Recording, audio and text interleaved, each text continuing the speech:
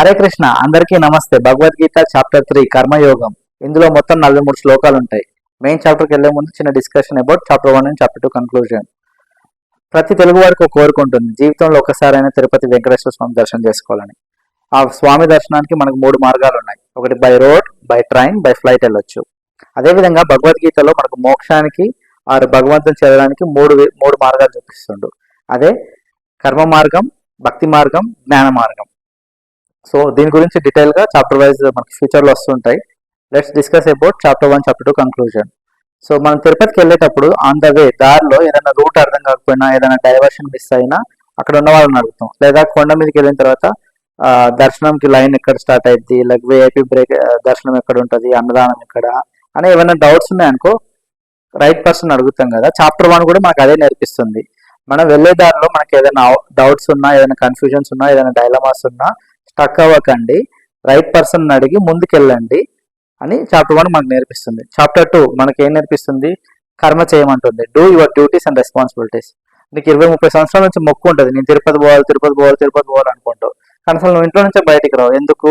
నేను ఇంట్లో వదిలేసిపోతే ఇంట్లో దొంగలు పడతారేమో, లేకుంటే పోయేదారిలో నాకు యాక్సిడెంట్ అవుతుందేమో, తిరుపతిలో జనాలు ఎక్కువ ఉంటారంట, క్యూ కాంప్లెక్స్ లో గంటలు కూర్చోవాలి, ఆ తొక్కి స్లాట్ అయితే ఏమన్నా అవుతుందేమో నాకు, ఇవన్నీ బయలు పెట్టుకుని అసలు ఇంట్లో నుంచి బయటికి అసలు కర్మనే చేయకుండా నేను దేవుడి దర్శనం కావాలంటే కాదు.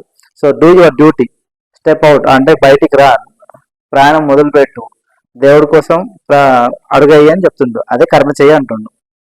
తర్వాత ఏమన్నా నాలెడ్జ్ని డెవలప్ చేసుకో అన్నాడు చాప్టర్ 2లో. ఎలాగో తిరుపతి పోతున్నాం, కొంచెం అవగాహన తెచ్చుకో. అక్కడ ఏమున్నాయి చుట్టుపక్కల, ఎలాగో అంత దూరం పోతున్నాం, 700 కిలోమీటర్ పైన.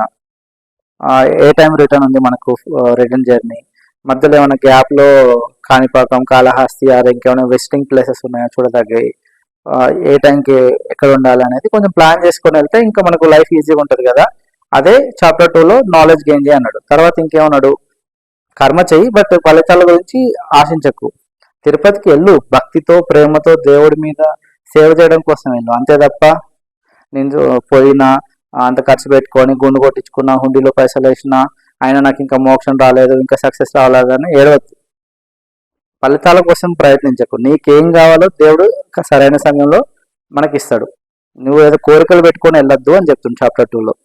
ఇంకా ఆత్మకి ఆర్ శరీరానికి గల డిఫరెన్స్ కూడా చెప్పిండు చాప్టర్ 2. హోప్ చాప్టర్ 1, చాప్టర్ 2 ఈ చిన్న స్టోరీతో అర్థమైందని అనుకుంటున్నా. లెట్స్ మూవ్ టు చాప్టర్ 3 కర్మయోగం. కర్మ అంటే యాక్షన్, డ్యూటీ, యాక్టివిటీ, మూమెంట్, ఏదైనా చిన్న క్రియ చేసే పనిని కర్మ అంటారు. యోగం అంటే the way of doing or the connecting, చేసేదాన్ని కర్మయోగం అంటారు. ఇక్కడ చాప్టర్ 3 ఫస్ట్ అర్జున్ శ్రీకృష్ణ విధంగా అడుగుతుండు. కృష్ణ, నాలెడ్జే అన్నిటికన్నా గొప్పదైతే, జ్ఞానం అన్నిటికన్నా గొప్పదైతే మళ్ళీ నన్ను ఎందుకు ఈ కర్మ చేయమంటున్నావు, ఎందుకు ఈ యుద్ధం చేయమంటున్నావు? నేను యుద్ధం వదిలేసి మంచిగా అడవిలోకి పోయి సన్యాసం తీసుకొని యోగా, మెడిటేషన్ ఏదో చేసుకుంటా జ్ఞానాన్ని డెవలప్ చేసుకుంటా కదా, కర్మ ఎందుకు చేయాలి? నేను ఇప్పుడు కన్ఫ్యూజ్ అయినా, నాకు కన్ఫ్యూజన్ క్లారిఫై చేయంటుండు. సో దెన్ శ్రీకృష్ణ చాలా డీటెయిల్గా డెప్త్గా ఎక్స్ప్లెయిన్ చేసిన గీతలో. అలా కాకుండా మనకు సింపుల్గా పిల్లలకు అర్థమయ్యే విధంగా చెప్పడానికి ట్రై చేస్తాం. ఎగ్జాంపుల్, మీరు స్కూల్ పోలేదు, చదువుకోలేదు, క్లాసెస్ వినలేదు, టీచర్ ఏం చెప్పిందో, 0 నాలెడ్జ్తో ఎగ్జామ్ హాల్కి వెళ్ళి కూర్చోరు. రిజల్ట్ ఏమొస్తుంది?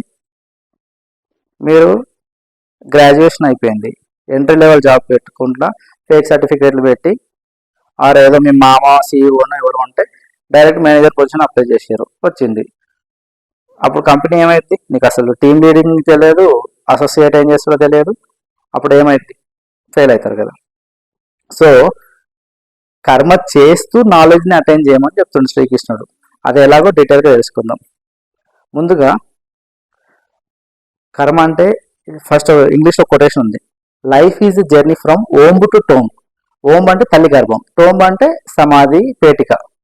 సో మన జీవిత ప్రయాణం తల్లి గర్భం నుండి మొదలయ్యి శ్మశాన గర్భం చేరేంత వరకు చేసే చిన్న ప్రయాణమే మన జీవితం. ఈ ప్రయాణంలో చేసే ప్రతి మూమెంట్, మనం తీసుకునే శ్వాస, ఆడిచ్చే రెప్ప మూమెంట్ కూడా కర్మనే. సో ఆ కర్మ ఏ విధంగా చేయాలనేది ఈ చాప్టర్ మొత్తంలో చెప్తుండు. Let's get in to more details of Karmayoga. So కర్మ ఎలా చేయాలంటే with passion, with love, with dedication, with ఫోకస్గా చేయాలి. అండ్ చేసి ఎండ్ రిజల్ట్ గురించి నాకు అది కావాలి, ఇది కావాలి, ఇట్లాంటి అవుట్కమ్ రావాలని ఎక్స్పెక్టేషన్తో కర్మ చేయొద్దు. సెల్ఫ్లెస్గా ప్యూర్ హార్ట్తో కర్మ చేయండి. ఏ విధంగా అంటే నేచర్ ఎగ్జాంపుల్, మనకు ప్రకృతి, సూర్యుడు చంద్రుడు మనకి ఏ విధంగా వెలుతురునిస్తుండో, మనకు చెట్లు గాలి ఏ విధంగా ఆక్సిజన్ ఇస్తున్నాయో, నదులు మనకు నీళ్ళు ఎలాగ ఇస్తున్నాయో ఏమి ఆశించకుండా ఆ విధంగా మనం కర్మ చేయాలి. ఒక యజ్ఞంలా చేయాలి. యజ్ఞం అంటే ఇక్కడ చిన్న నేచర్ ప్రకృతి యొక్క సైకిల్ ఎలా ఉంటుందో చెప్తా. చాప్టర్ 2లో హ్యూమన్ సైకిల్ చెప్పా కదా, గర్భం, తర్వాత బేబీ డెలివరీ, బాల్యం, యవ్వనం, వృద్ధాప్యం, రోగాలు, చనిపోతాం, మళ్ళీ రీబర్న్ ఉంటుంది కదా. ఇక్కడ ప్రకృతి కూడా ఒక సైకిల్ ఉంది. వర్షాలు వస్తాయి, పంటలు పండుతాయి, పంటల నుంచి ఆహారం తయారవుతుంది, ఆ ఆహారం మనం తీసుకుంటాం, మన ఆహారం డైజెస్ట్ అయ్యి రక్తంగా తయారవుతుంది, రక్తంలో నుంచి స్పర్మ్ కణాలు తయారవుతాయి, ఆ కణంలో నుంచే మన మానవ జన్మ ఉద్భవిస్తుంది. మానవుడు మళ్ళీ కర్మలు చేస్తాడు, ఆ యజ్ఞాలు చేస్తాడు.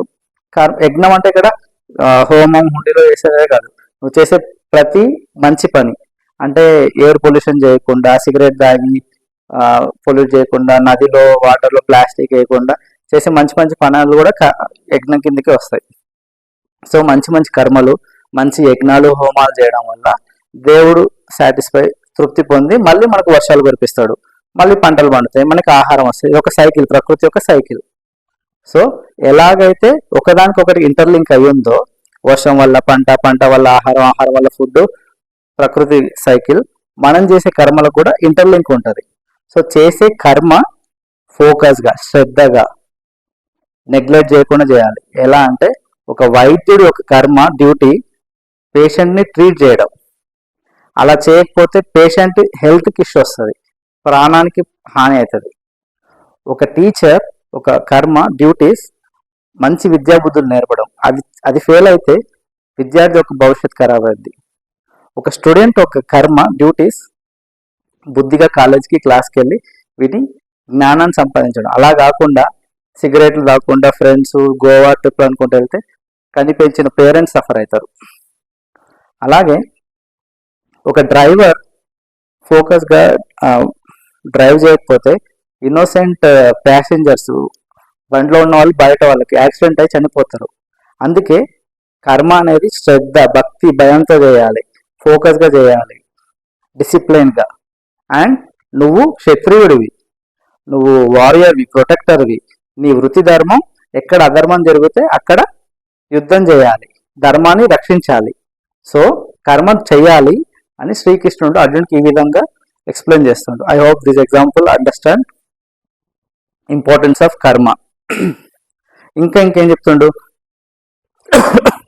కర్మ అనేది నిష్కామ కర్మ విధంగా చేయాలి, అంటే సెల్ఫ్లెస్గా చేయాలి. సెల్ఫిష్ కర్మలు చేయొద్దు, నా కోసమే, మన బెనిఫిట్ కోసం కర్మలు చేయకండి, నిష్కామంగా సెల్ఫ్లెస్గా కర్మ చేయమంటుండు. అట్లా ఎగ్జాంపుల్ ఒక ఫార్మర్కి తెలుసు పొలంలో నాట్లు వేసేస్తే వర్షాలు పడతాయో పడవో తెలియదు, లేకుంటే వరదలు రావచ్చు, కరెంటు ఉండకపోవచ్చు, నీళ్ళు పడకపోవచ్చు, లేకుంటే పొలంకి పురుగులు పట్టవచ్చు, లేకుంటే పందికొక్కులు, జంతువులు పొలాన్ని నాశనం, ఇన్ని ఛాలెంజెస్ ఉన్నా కూడా రైతు క్రమం తప్పకుండా తన కర్మ తను చేస్తాడు. దానివల్ల మనకు ఆహారం లభిస్తుంది. వాటన్నిటికి భయపడి కర్మ చేయకుండా ఉంటే ఏమైంది, మనకు ఫుడ్ దొరకదు కదా. సో ఏ విధంగా సెల్ఫ్లెస్గా నిష్కామంగా కర్మ చేస్తుండో ఆ విధంగా చేయొచ్చు అని చెప్తుండు. ఇంకా ఇలా చాలా ఎగ్జాంపుల్ చెప్పొచ్చు మీకు ఇంకా బెటర్గా అండర్స్టాండ్ అవ్వడం కోసం.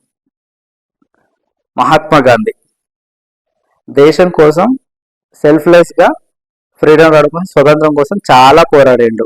దానికి ప్రతిఫలంగా ఏమంటున్నాం మనం ఇప్పుడు, who is the father of our nation, Mahatma Gandhi అనే ఫలంతో మనం సత్కరించుకుంటున్నాం.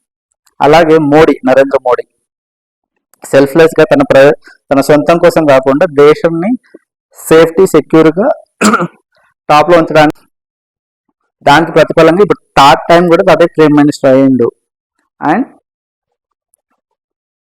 ప్రతిసారి we are making him a leader of our nation, అలా సత్కరించుకుంటున్నాం. అలాగే తెలంగాణ అనే రాష్ట్రం కోసం కేసీఆర్ అనే వ్యక్తి 14 సంవత్సరాలు సెల్ఫ్లెస్గా పోరాటం చేసి is the one of the top member who work hard to get the state of Telangana. అంతకుముందు చాలా యుద్ధాలు జరగవచ్చు. నేను 90s కిడ్, నాకు అంత నాలెడ్జ్ లేదు. సో నేను చూసింది, నేను చెప్పాలని ఎగ్జాంపుల్ మాత్రం చెప్తున్నా. సో దానికి ప్రతిఫలంగా 10 సంవత్సరాలు ముఖ్యమంత్రి అనే ఫలాన్ని అనుభవించిండు. ఇంకా పవన్ కళ్యాణ్ జనసేన అనే పార్టీని స్థాపించి 10 సంవత్సరాలు డక్క ముక్క అవమానాలు, హార్డ్షిప్స్, ఫెయిల్యూర్స్ అన్ని చూసి చూసి చూసి ఈరోజు deputy chief minister of Andhra Pradesh అనే ఫలాన్ని అనుభవిస్తుంది. ఇలా చాలా ఎగ్జాంపుల్స్ ఉంటాయి మన లైఫ్లో. హూ వర్క్ ఫర్ సెల్ఫ్లెస్లీ, నిష్కామంగా తనతో పాటు నలుగురికి హెల్ప్ అయ్యేది విధంగా చేసేవాళ్ళు. అలాగే మన ఫ్యామిలీలో కూడా ఉంటారు చాలా మంది. So if I want to take one example from my family, మా బాబాయ్ అతను ఫార్మరు ప్లస్ బిజినెస్ మ్యాన్. నేను చిన్నప్పటి నుంచి చూస్తున్నా. వాళ్ళకి పొద్దున 5:30, 6ంటికి లేస్తాడు, చెతక్ స్కూటర్ వేసుకొని రోజు మా ఇంటి ముందు నుంచి వెళ్తాడు పొలానికి. వెళ్ళి అక్కడ పొలం పనులన్నీ చూసుకొని మళ్ళీ 9ంటికల్లా షాప్ ఓపెన్ చేసి రాత్రి 9 వరకు తిండి గురించి కూడా అట్లా కష్టపడ్డాడు ఆయన. రోజు నైట్ 9 వరకు షాప్లో కూర్చుంటాడు. ఖచ్చితంగా వచ్చిన ప్రతి కస్టమర్ని ప్రేమగా మాట్లాడతాడు. నువ్వు కొనప్పో చాయ్ నీళ్ళు అయితే కంపల్సరీ ఇస్తారు మా బాబాయ్ షాప్లో. ఎప్పుడైనా మీ పిల్లలు పోయినాం అనుకో, అసలు ఒక 1-2 మినిట్స్ అన్న, ఎంత బిజీగా ఉన్నా మాతో 2 మినిట్స్ స్పెండ్ చేస్తాడు. వెళ్ళేటప్పుడు 10 రూపాయలు 20 రూపాయలు చేతిలో పెడతాడు. చాలా ప్యూర్ హార్టెడ్ అనమాట మా బాబాయ్.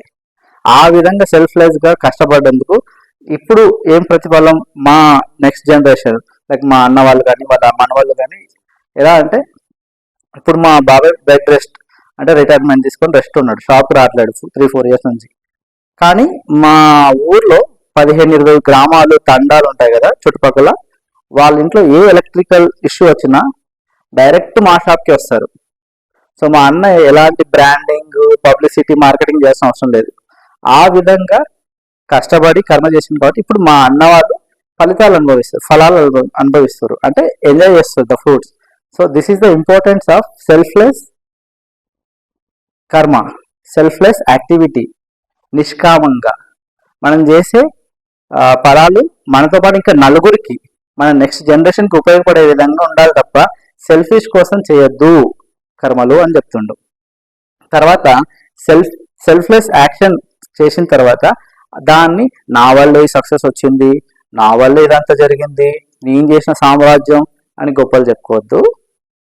ఏదున్నా సాక్రిఫైస్ టు ద గాడ్ అని చెప్తుండు. ఏ విధంగా సాక్రిఫైస్ చేయాలి అంటే, తీసుకోబోయిందంటే సంపాదన దేవునికి ఏమని కాదు. ఇప్పుడు మనం ఒక ఎగ్జాంపుల్ చెప్తున్నా. ఇప్పుడు మనకి కొత్త ఇల్లు కట్టుకున్నాం. కొత్త ఇల్లు కట్టుకుంటే ఏం చేస్తాం, దేవుడి పట్టం తీసుకొని గృహప్రవేశం చేస్తాం, హౌస్ వార్మింగ్ ఫంక్షన్ పెడతాం, చుట్టాలు వస్తారు. చుట్టాలు వచ్చి ఏమంటారు, బాగా కట్టుకోరమ్మా, ఇల్లు చాలా బాగుంది, మంచిగా ఉంది ఇల్లు అంటే, ఏదో అండి దేవుడి దయ, ఇన్ని రోజులకి మేము పడ్డ కష్టానికి ఇల్లు కట్టుకోగలుగుతున్నాం, అంత దేవుడి మహిమ అని. మన ఇష్టదైవం సాయిబాబా అయితే సాయిబాబా, శివుడు అయితే శివుడు, మీ ఇష్టదైవానికి సాక్రిఫైస్ చేయండి అంటుండు. అంతే తప్ప మా ఆయన కష్టపడి సంపాదించి నిన్నేళ్ళు కష్టపడి సంపాదించి ఇల్లు కట్టుకున్నాం అని చెప్పాము. అయితే ఇప్పుడు మీ అమ్మాయికి ఒక మంచి సంబంధం కుదిరింది, ఒక మంచి అల్లుడు వచ్చిండు, చూసిన వాళ్ళ అబ్బాయి ఎంత చూడముచ్చటకున్నారమ్మా, అల్లుడు మంచోడులా ఉన్నాడు, మంచి మ్యాచ్ వచ్చిందంటే అప్పుడు ఏమంటాం, ఏదో దేవుడి దయమ్మ, మా అమ్మాయి కష్టానికి మా అమ్మాయికి మంచి సంబంధం దొరికింది, అంతా దేవుడి దయ అంటాం. కానీ తీసుకోలేదు 50 లక్షల కట్నం అందుకే వచ్చిందని చెప్తామా? చెప్పాం కదా. అట్లా కాకుండా ఇంకా మీ అబ్బాయికి ఒక మంచి ప్యాకేజ్ జాబ్ వచ్చింది అనుకోండి, ఫలానా రోజు కంగ్రాచులేషన్ అండి, మీ అబ్బాయికి మంచి జాబ్ వచ్చింది, మంచి లైఫ్ సెట్ అయింది, కెరియర్ అంటే థ్యాంక్ యూ అండి, అంతా దేవుడి దయ, వాడు కష్టపడి చదివినందుకు ఆ దేవుడు ఇచ్చిన ఫలితం ఈ జాబు అని అంటాం. కానీ మేము నారాయణ లక్షలు పోసి జాబ్ ఇచ్చినాం అందుకే ఈ జాబ్ వచ్చింది అంటామా? అట్లా అనొద్దు. ఇట్లా దేవుడికి సాక్రిఫైస్ చేయాలి. ఏదైనా సక్సెస్ వస్తే దేవుడి దయ వల్ల వచ్చింది అని చెప్పడమే సాక్రిఫైస్ అని గీతలో చెప్తున్నాడు. కర్మ చేసేవాళ్ళు 3 రకాలుగా ఉంటారంట, 3 రకాల క్వాలిటీస్, 3 రకాల గుణాలతో ఉంటారు. అదే సత్వ, రజ, తమో గుణం. వీటి గురించి ఎక్కువ డిస్కస్ చేయను ఇక్కడ, దీని గురించి సపరేట్ చాప్టరే ఉంది డీటెయిల్గా మాట్లాడడానికి. ఇందాక పైన ఎగ్జాంపుల్ నేను మోడీ, కేసీఆర్, పవన్ కళ్యాణ్ చెప్పా. ఇక్కడ మనకు రూలింగ్ పార్టీ కాంగ్రెస్ వాళ్ళు ఉన్నారు, వాళ్ళు ఫీల్ కాకుండా వాళ్ళ ఎగ్జాంపుల్ తీసుకున్నాం అని అనుకుంటున్నా. సో వాళ్ళ ఎగ్జాంపుల్తో సత్వ, రజ, గుణం అనే క్వాలిటీస్ వాళ్ళని ఎక్స్ప్లెయిన్ చేస్తాం. సత్వగుణం అంటే ఇప్పుడు మనకు ఇందిరమ్మ ఇల్లు, పెన్షన్, రైతు బంధు, ఏదో స్కీమ్స్ ఉన్నాయి కదా, గవర్నమెంట్ స్కీమ్స్, అవి నిజమైన పేదవాడికి నిజమైన పథకాలు అందాలి, poor people they deserve this schemes అని కోరుకుంటాం చూసినాం, వాళ్ళు సత్వగుణంతో ఉండేవాళ్ళు. రజోగుణం అంటే ఆడు పేదోడికి వచ్చినా రాకపోతే నాకు సంబంధం లేదు, నాకు ఖచ్చితంగా ఇందిరమ్మ ఇల్లు కావాలి, పెన్షన్ కావాలి, ఆధార్ కార్డు కావాలి, అన్నీ కావాలి.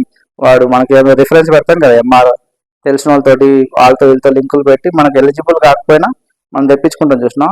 ఇది తప్పు, ఇది రజోగుణం వాళ్ళు చేసే పని.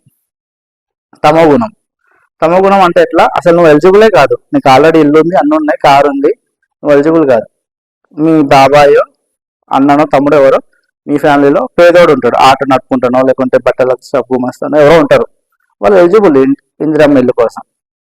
అమ్మ నాకే రాలేదు వానికి ఎట్లా వస్తుంది, నాకు రాకపోతే వానికి రావద్దు అని చెప్పేసి పుల్లలు పెట్టి వచ్చేవాడు కూడా రాకుండా చేస్తారు చూసినావా, వాడు తమో గుణం వాడు. ఇది పాపం. సో పాపం చేయొద్దు, పాప కర్మలు చేయొద్దు. మనకు చాలా ఫేమస్ డైలాగ్ అందరికి తెలిసిందే, కర్మ ఎవరిని వదలదు. పాపం చేస్తే పాపం వస్తుంది, మంచి చేస్తే మంచి వస్తుంది, చెడు చేస్తే చెడు వస్తుంది. కర్మ what you do you will get. So చేసే కర్మలు సత్వగుణంతో చేయాలి, తమో గుణంతో చేయొద్దు అని చెప్పింది. అప్పుడు అర్జునుడు అడుగుతాడు, మరి పాపం చేసే వాళ్ళకి ఎట్లా రిలీఫ్, ఎందుకు ఈ పాపాలు చేస్తారు, దేనివల్ల చేస్తారు అంటే అప్పుడు కృష్ణుడు మళ్ళీ ఎక్స్ప్లెయిన్ చేస్తుండు. పాపం చేసే వాళ్ళకి కామం అనే ఒక పొరతో వాళ్ళ మైండ్ కప్పబడి ఉంటుందంట.